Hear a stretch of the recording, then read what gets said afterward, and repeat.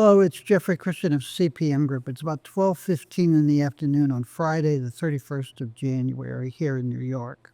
I want to talk about silver supplies a little bit, and then I'll talk about some gold and silver misperceptions. I'll address some things that seem to be being said inaccurately in the gold markets right now. And then I'll wrap up with a gold and silver market update. We're seeing gold and silver prices a little bit stronger today. Gold is $2,845 an ounce. Silver is $32.67 for the March COMEX silver contract as we speak. I'll get back to that in a little while. Uh, CPM Group has open forums on a quarterly basis. Most of our clients have consulting arrangements with us where they can ask us questions anytime, and we will address various issues. There's a rumor in the market about something happening. They can ask us, what do you see going on in that, etc. But once a quarter, we try to have an open forum where clients can come in on a video conference and ask us questions anonymously or with their names. They can send in questions ahead of time, or they can raise questions and have a discussion during the discussion in these open forums. We don't have a presentation for them. They're just open discussions, allowing people to talk about things.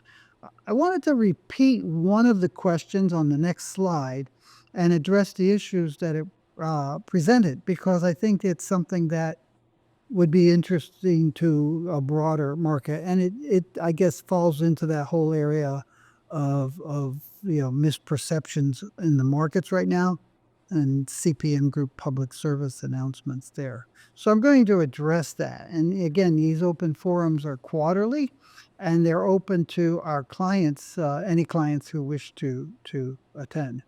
So the question that one of the questions in the forum was, from 1977 to 21, total combined silver demand, which the client defined as fabrication plus coinage plus ETF silver, was 2.4 billion ounces, more than total supply of mine production and secondary supply, according to data from a CPM yearbook. Since it was through 2021, I suspect that it might have been a 2022 silver yearbook, which could be, as you'll hear in a second, it could be.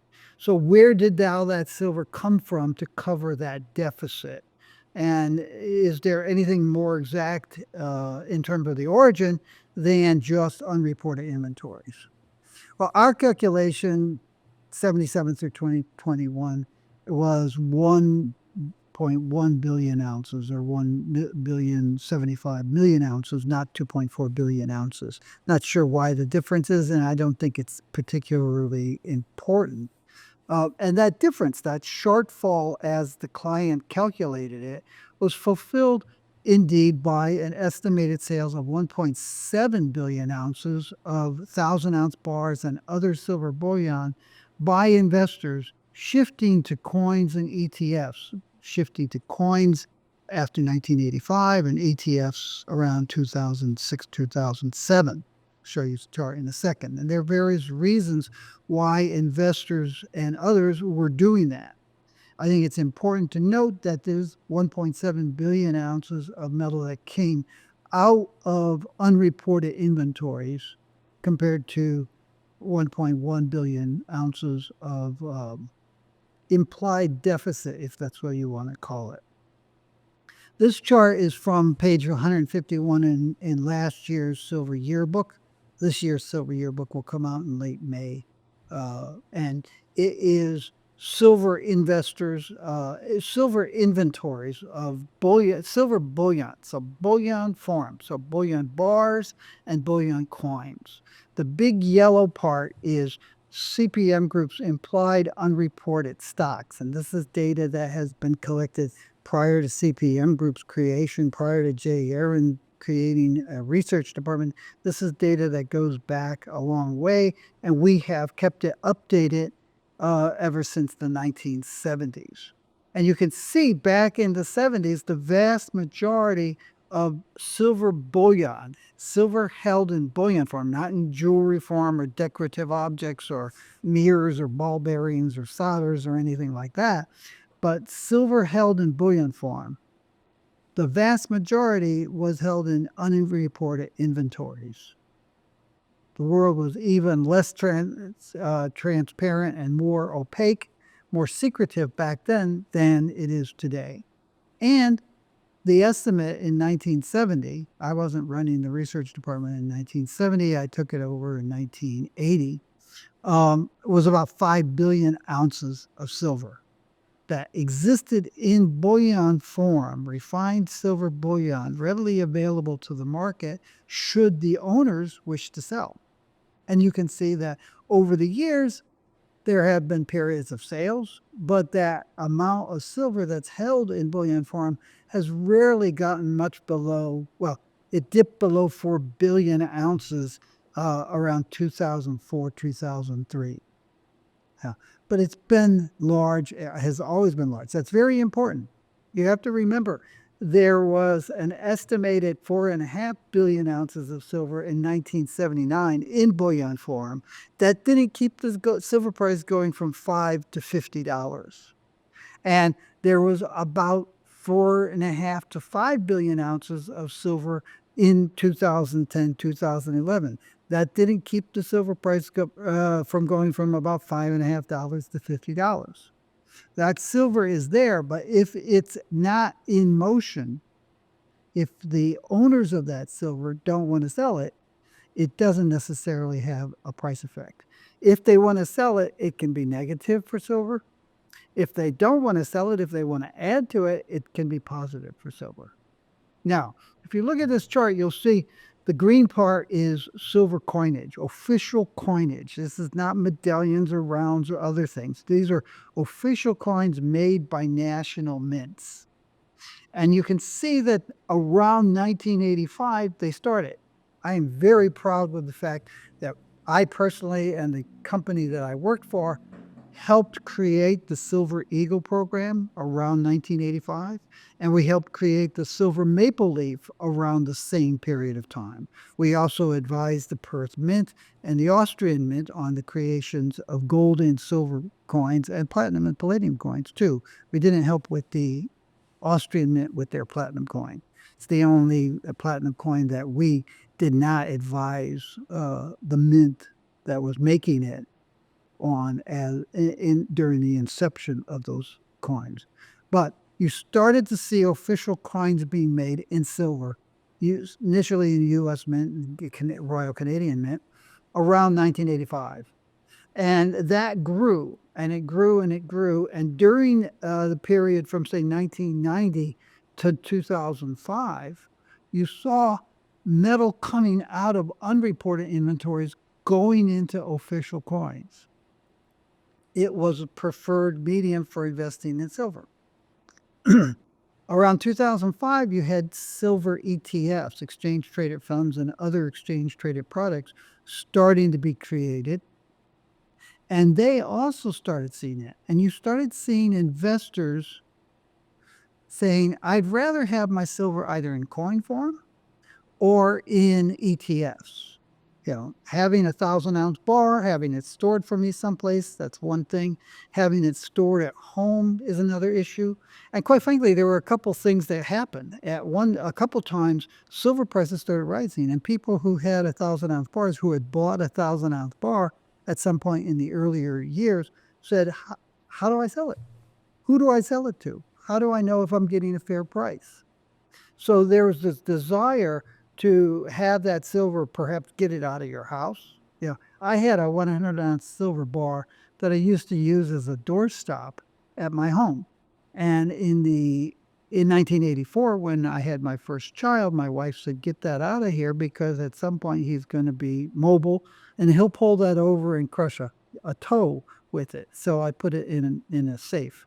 But there were people who saying, how do I get rid of a 1,000-ounce bar? There were other issues too. When silver was $5 an ounce or so, a 1,000-ounce bar was $5,000.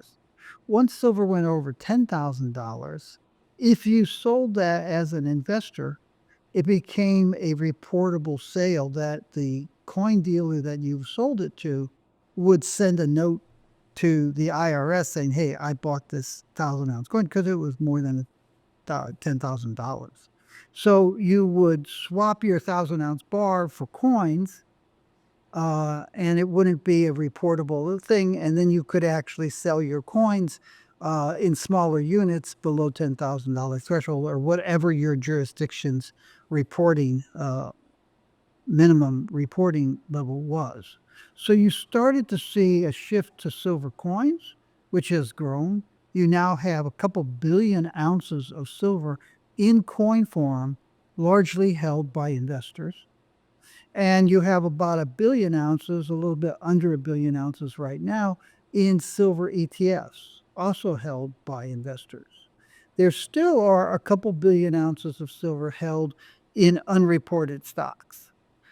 Our estimate is about half of that probably exists in investor holdings, and about half of it is owned by banks and dealers and trading companies that lease that silver out to mining companies, smelters, refiners, and fabricators who lease metal as part of their ongoing commercial operations. It is beneficial for a fabricator to lease the metal in and buy it as it uses that metal and sells it to its customers. It reduces the capital tied up in working inventories of silver. And it also allows for a perfect hedge because you're buying the silver at the same time, at the same price that you're selling the silver contained in your product. So there's a lot of silver out there.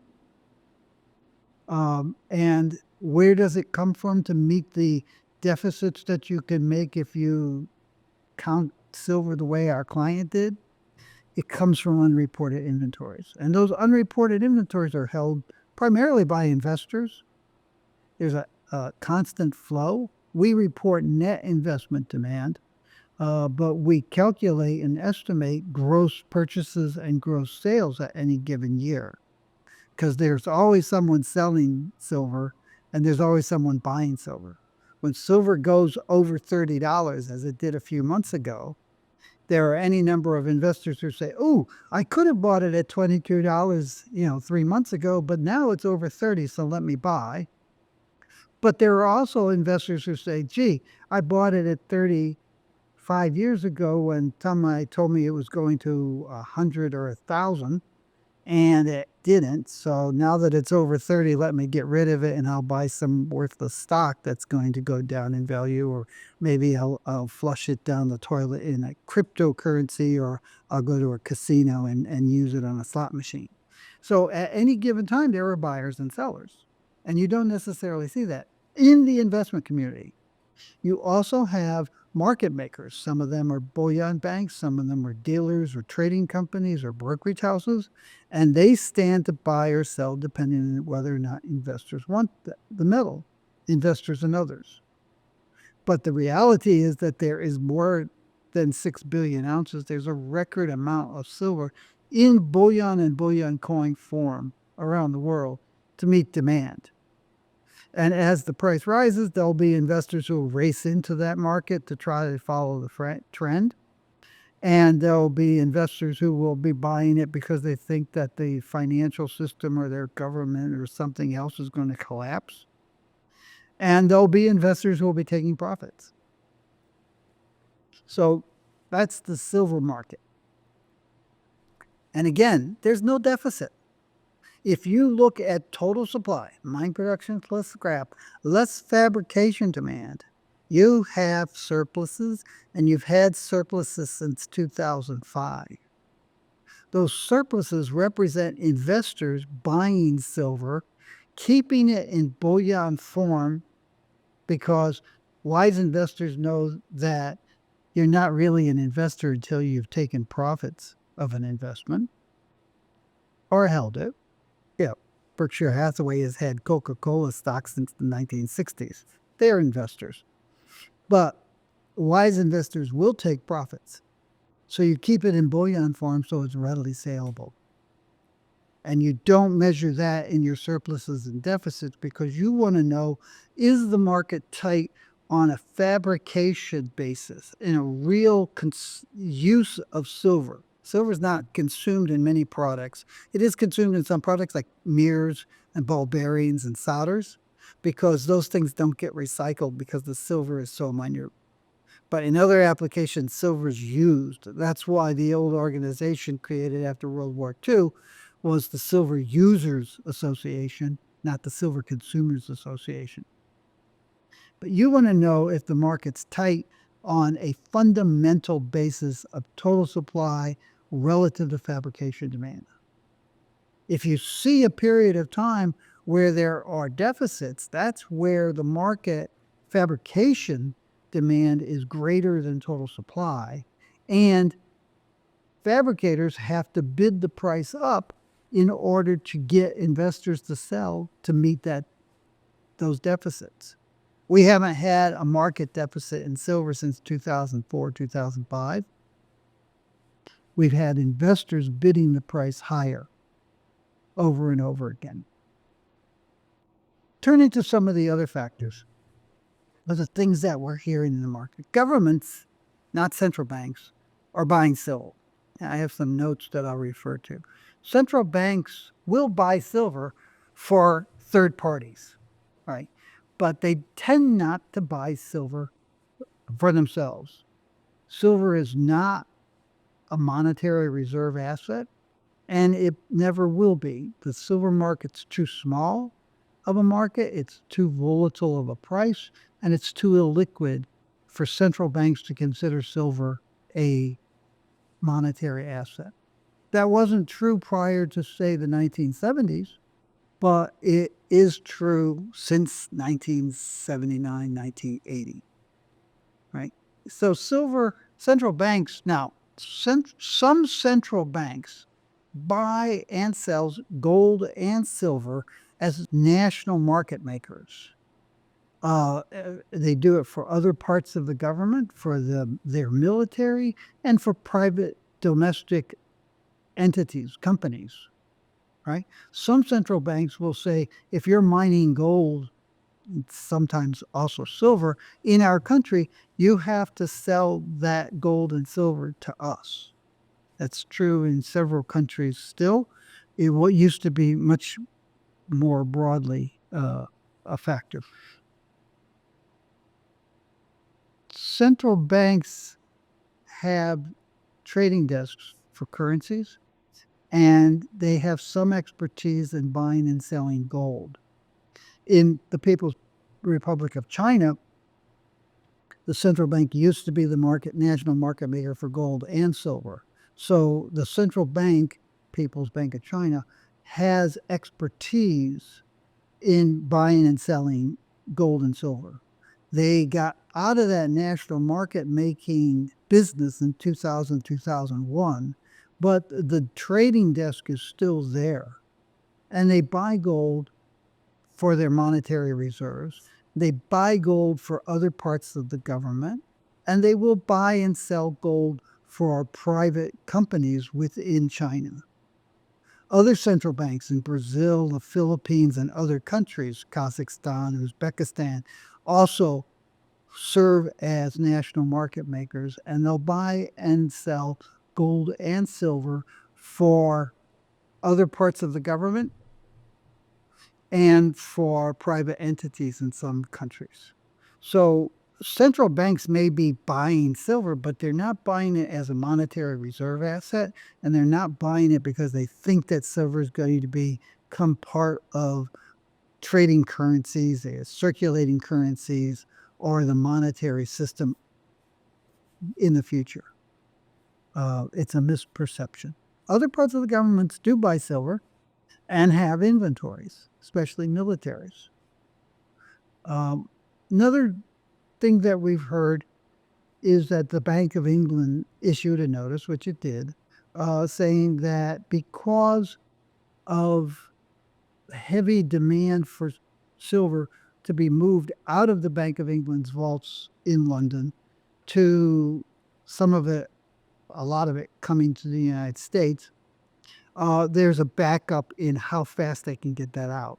And that's true. It doesn't represent a lack of gold. What it represents is the fact that the Bank of England, like the New York Fed, are traditionally monetary gold holders. They're not trading companies, they're not bullion banks, and they have very small doors. Yeah, it's funny because if you go back to the 1990s when Berkshire Hathaway was buying a lot of silver, they took delivery of that silver and they took it out of London depositories. And a lot of the silver was at JP Morgan's old vaults along the Thames. And those were gold vaults. They weren't silver vaults, although a lot of silver had accumulated in them and a lot of silver went into those vaults in transit to Berkshire Hathaway. And there was a tie up because these were gold vaults and they had small doors. They weren't designed for large volumes of metal to come in and out. And back then, there were all kinds of crazy rumors that were inaccurate about, oh, the silver's not there and that's why the deliveries are taking so long. It had nothing to do with that. It had to do with simply the logistics of getting in and out. I may have mentioned a few weeks ago, a couple months ago, we had some central bank clients who were visiting New York, and we were going to we initially arranged for them to have a tour of the New York Fed gold uh, deposit vaults underneath the New York Fed, but the Fed called up and said we have to cancel that because we have some large volumes of gold coming in and when the gold comes in or out of the New York Fed, as is the case with the Bank of England, there's the scrutiny of each bar, and you identify it and you check it against bar lists, moving it in and out. And in both cases, in the case of the New York Fed, that gold will be stacked up in very narrow hallways.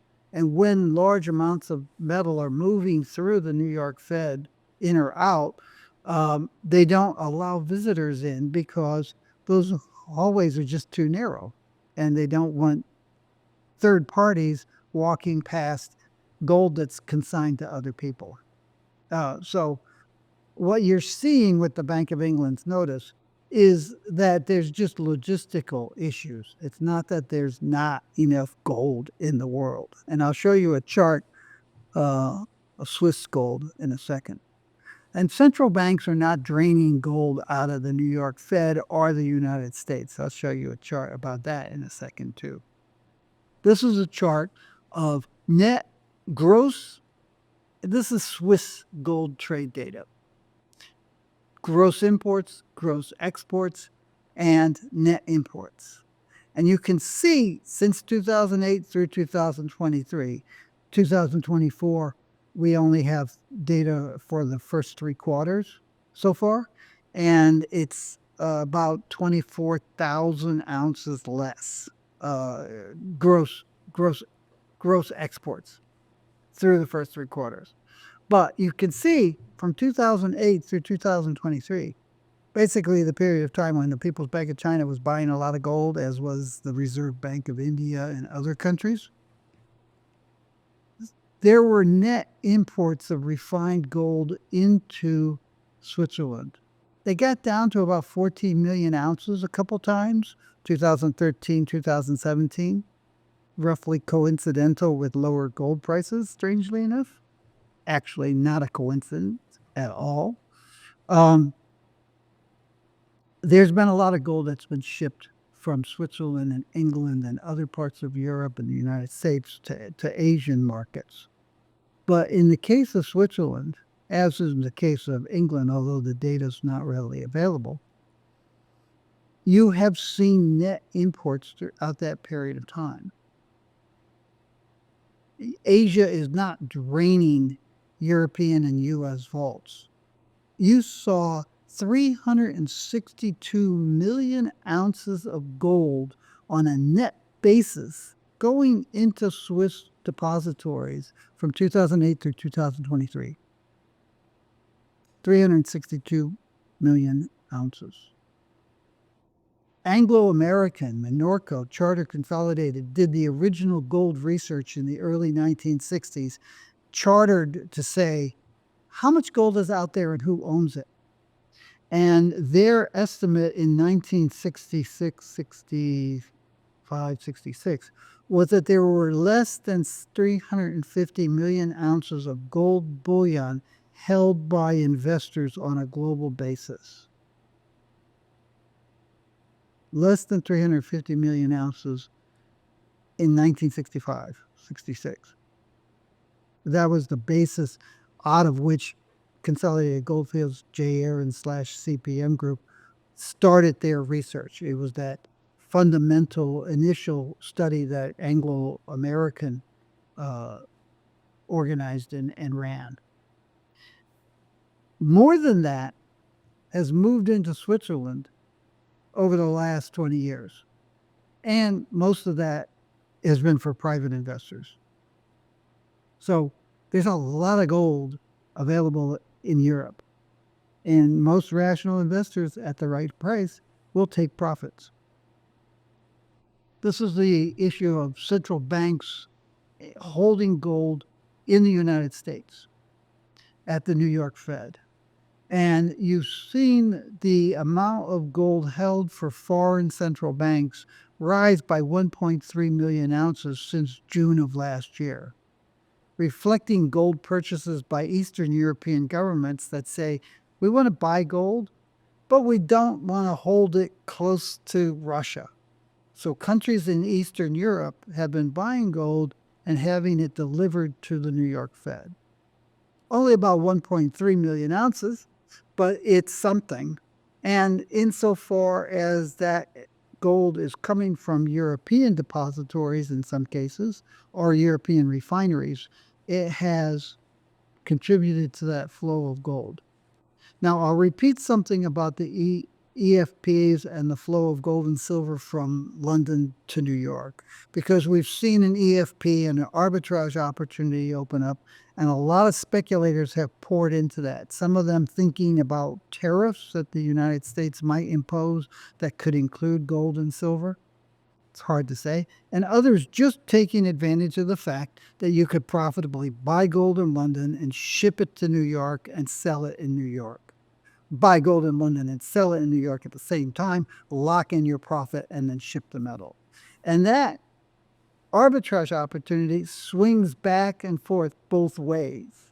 And it has historically, and it will continue to.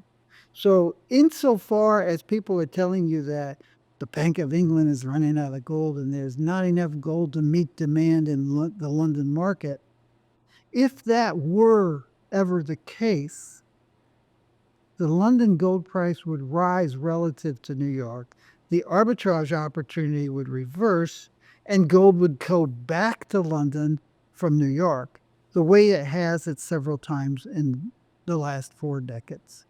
So it's not a matter of London running out of gold. It's a matter of some tightness, stronger demand in the United States from investors and from fabricators, the United States and other countries, than in London and Europe right now. And that ARB will reverse. It will, at the very least, contract to less than the cost of moving that gold, and those arbitrage trades will disappear. The world's not running out of gold, the bottom line. Throwing this in because the United States, the Bureau of Economic Analysis, BEA, released the GDP first estimate for the fourth quarter of last year and estimate for full year GDP. And you can see that GDP is just plugging away. It's very strong, good. It's not dipping into a recession. It's not so high as to put a lot of pressure on interest rates yet. Inflation is an issue to pay attention to, but you probably need stronger GDP than we have right now to really push inflation higher.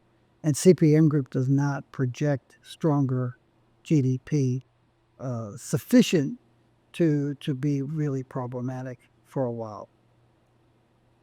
Turning to the markets,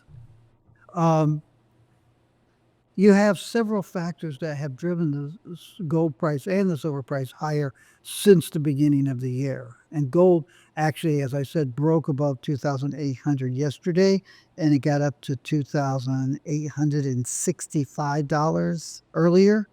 And it's around $2,845 when we started this conversation a half an hour ago. There are several factors there.